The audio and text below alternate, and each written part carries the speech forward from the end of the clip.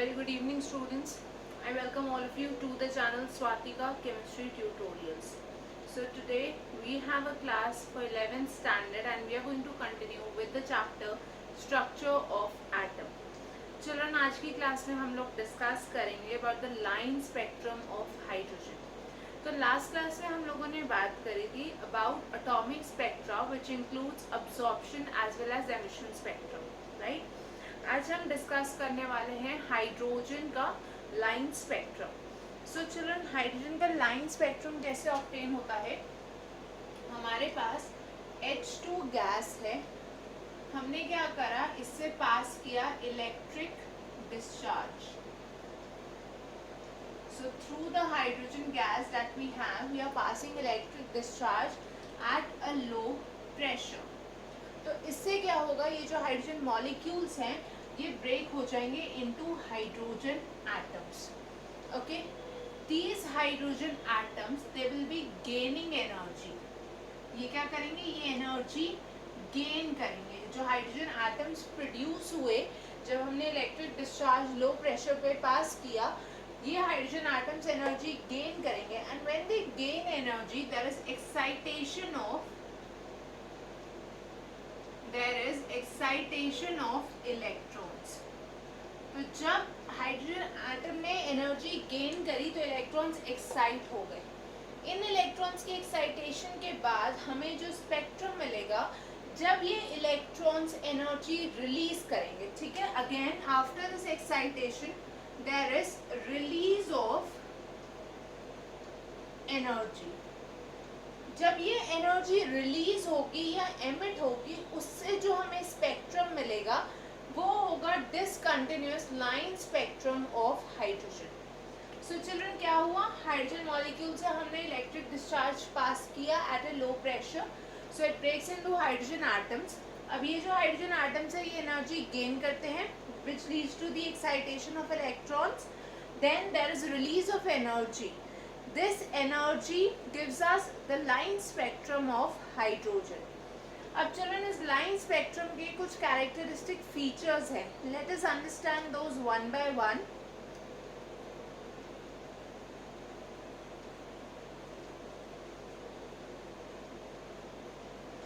जो line spectrum हमें मिलेगा that will have different regions, या मैं बोल सकती हूँ इलेक्ट्रोमैग्नेटिक स्पेक्ट्रम के डिफरेंट डिस्क्रीट फ्रीक्वेंसीज वाले हमें रीजन मिलेंगे इस लाइन स्पेक्ट्रम में.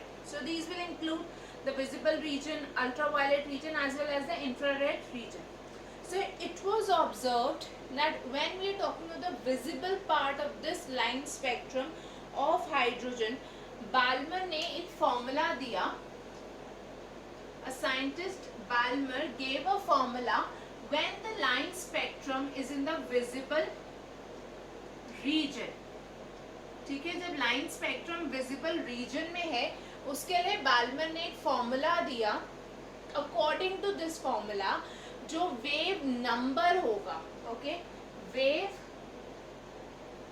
नंबर जो होगा that is nu bar, this is going to be equal to 109677 1/2 minus 1/n² centimetre inverse.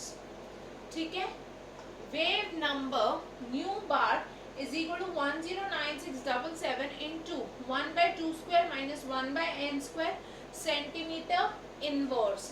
This is when we are talking of the line spectrum in the visible region. Visible region के लिए ये formula Balmer ने provide किया. Now children, इससे जो भी हमें values मिलेंगी, for all of those values n should be greater than or equal to 3. ठीक है, मतलब n की वैल्यू 3 या उससे ज़्यादा होगी तभी आप इस बाल्मर फॉर्मूला को कंसिडर करोगे. और यहाँ से जितने भी हमें लाइंस मिलेंगी इस लाइन स्पेक्ट्रम में, they are known as Balmer series. इस लाइन स्पेक्ट्रम में हमें जितनी भी लाइंस मिलेंगी using this formula, they will be known as Balmer series. Children, later on it was identified that we can have a general formula for the line spectrum of hydrogen, जहाँ पे ये n और ये 2 की values हम change कर सकते हैं. That means instead of 2 it could be 1 2 3 4 so on. ऐसे ही n में भी हम डिफरेंट वैल्यूज पुट कर सकते हैं. So we are going to get different series of the hydrogen spectrum. Let us have a look at those values and the respective formula for it.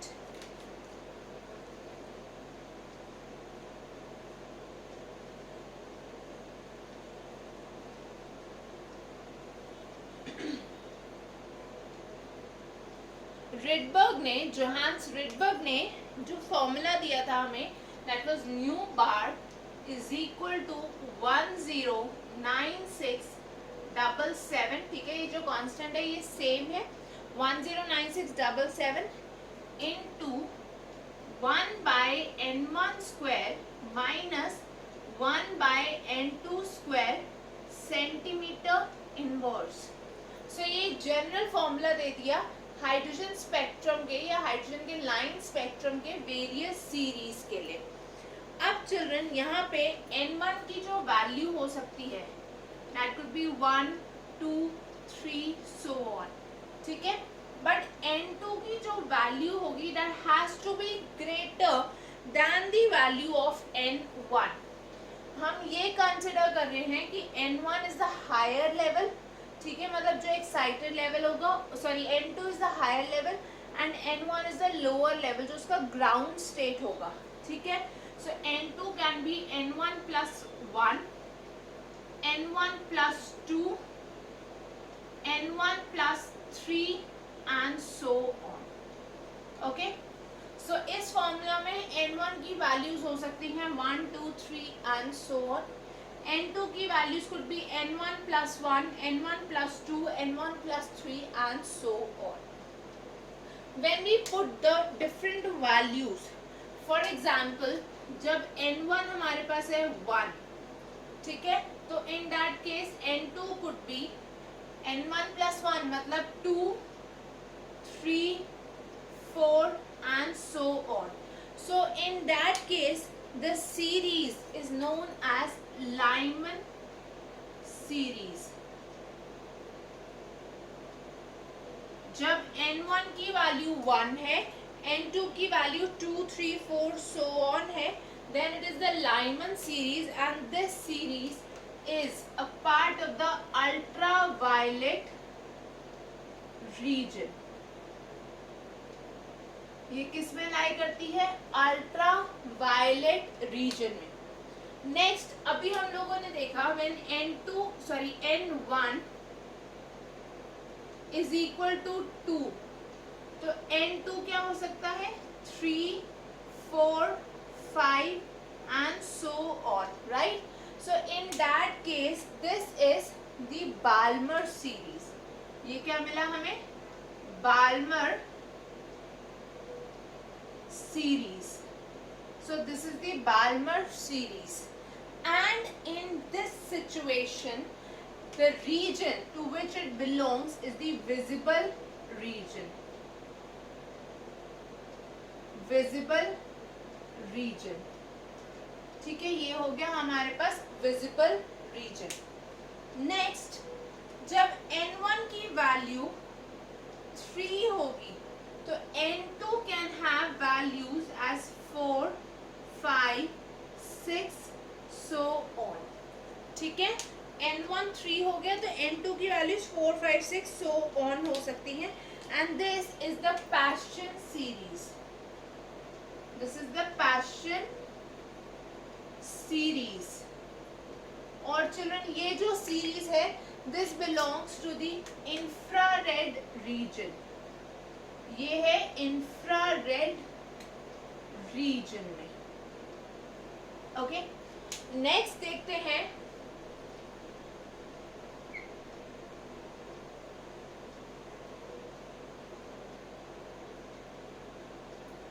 जब n1 की value 4 है तो n2 can have values 5, 6, 7 and so on. n1 की value 4 तो N2 की values 5, 6, 7 and so on. This is the Brackett series. ये कौन सी सीरीज है? Brackett series. और ये जो सीरीज है this is a part of the infrared region. This is a part of the infrared region. Next, when N1 is equal to 5, N2 हो गया 6, 7, 8 and so on. तो चिल्ड्रन ये series होती है P फंड सीरीज. ठीक है. Again this series lies in the infrared region. ये कौन सी में है? This is also a part of the infrared region. ठीक है.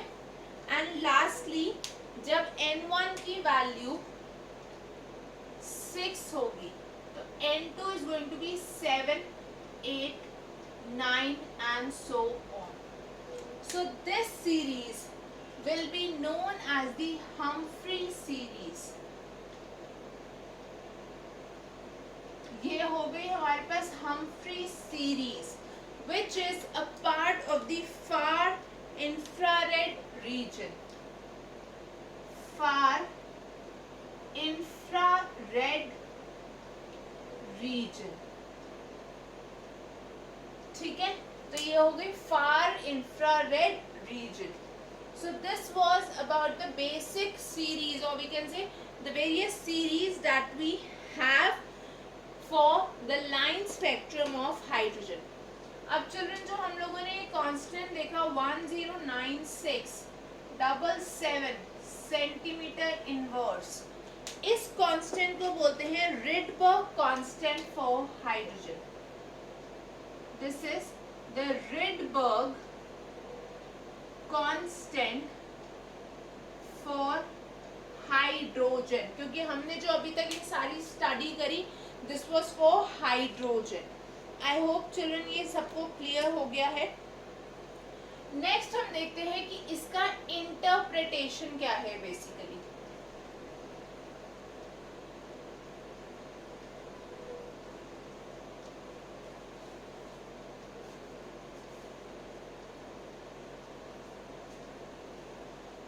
अभी तक जो हमने फॉर्मूला और ये टेबल कंसिडर करा, इसको अब हम डायग्रामेटिकली कंसिडर करते हैं हाइड्रोजन स्पेक्ट्रम के लिए.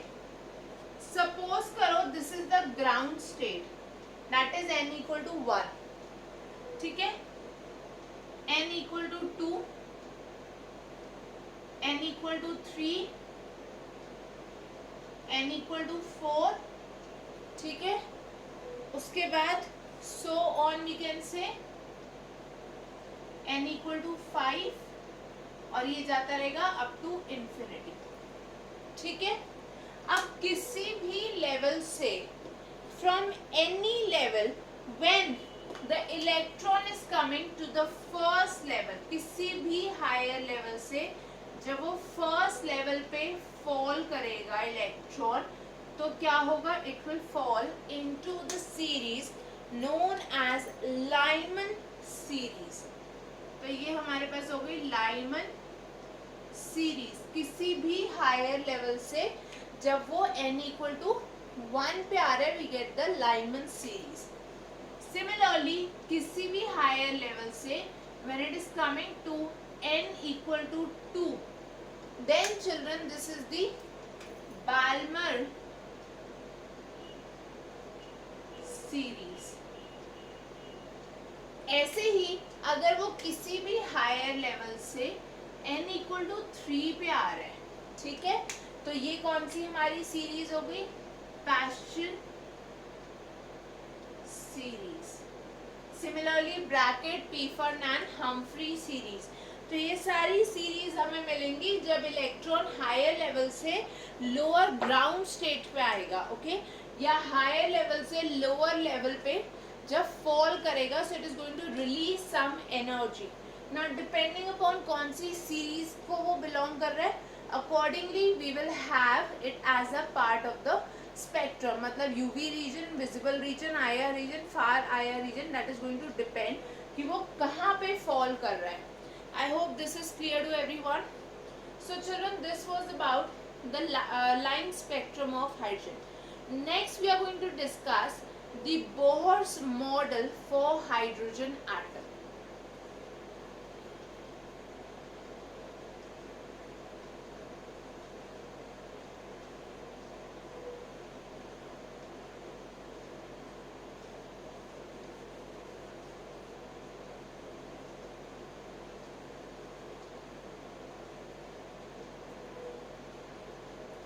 Next we are going to talk about the Bohr's model of hydrogen atom.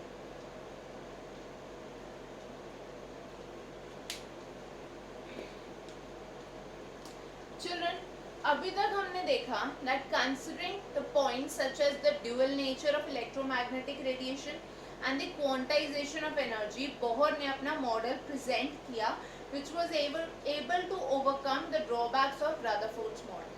तो अब हम देखते हैं कि बोहर का जो एक्चुअल मॉडल था उसमें क्या क्या बोहर ने कंसिडर किया. Previously, जब Rutherford ने अपना एक्सपेरिमेंट परफॉर्म किया, so he found out that there's a nucleus at the center of the atom which occupies almost the entire mass of an atom, and secondly there are electrons surrounding the nucleus. ठीक है, तो अब Bohr ने इन सबको compile करके अपना model present किया. So there were certain postulates which he gave, and based on these postulates he was able to present his model of the atom. So let us see what are those postulates.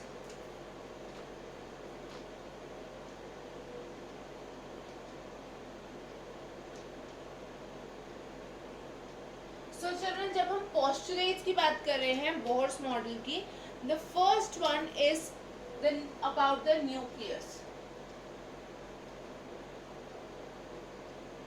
Nucleus कहाँ है? According to this model or according to the postulates of this model, nucleus is present at the center. सबसे पहले तो this is at the center of the atom. Atom के centre पे जो substance या object present है उसको बोला न्यूक्लियस. सेकेंडली, ये जो न्यूक्लियस है this is positively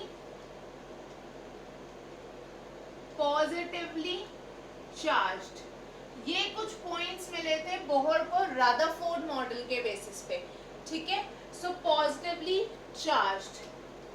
next point about this nucleus is that it contains almost the entire mass of the atom. So it contains almost the entire mass of an atom. Atom का almost जो entire mass है वो इसी nucleus में concentrated है. ठीक है, so this was the first postulate. The second postulate that he gave was about orbits.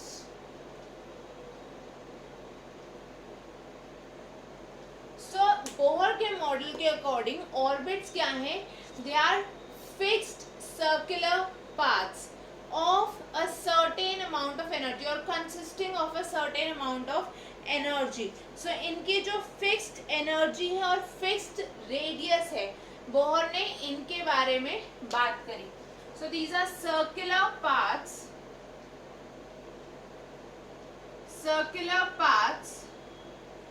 having fixed energy and fixed radius. तो ये क्या है? सर्कुलर पाथ्स हैं जिनकी एनर्जी फिक्स्ड है और रेडियस भी फिक्स्ड है. Now he also said that electrons revolve around the nucleus. Electrons revolve around the nucleus,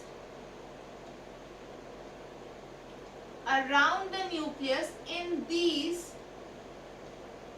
these orbits.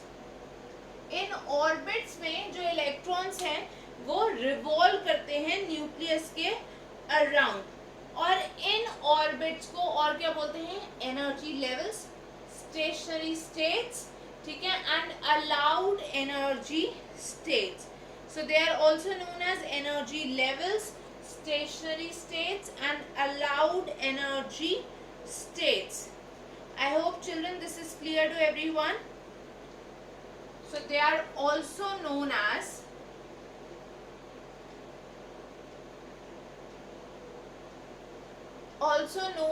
energy levels,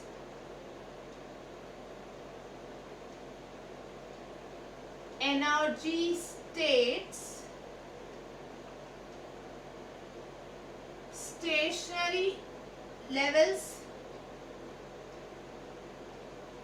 stationary levels, or allowed energy states. ठीक है, तो ये इनके वेरियस नेम्स हैं, such as energy levels, energy states, stationary levels and allowed energy states.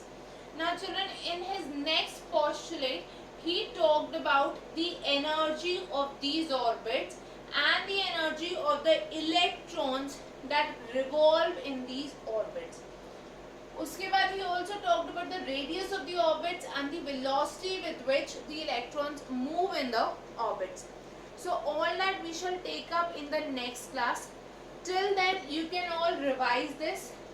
Whatever doubts you have, you can either post them in the comment section or on the email ID, that is swatikatutorials@gmail.com. ठीक है, आप इस email ID पे अपने doubts mail कर सकते हो या आप उनको कमेंट सेक्शन में पोस्ट कर सकते हो. Also if anyone is interested in online classes for 9th standard to 12th standard, you can also send an email on this mail ID. So children, that is all for today. I'll see you all in the next class. Thank you everyone. Bye bye. Take care. Have a great day all of you.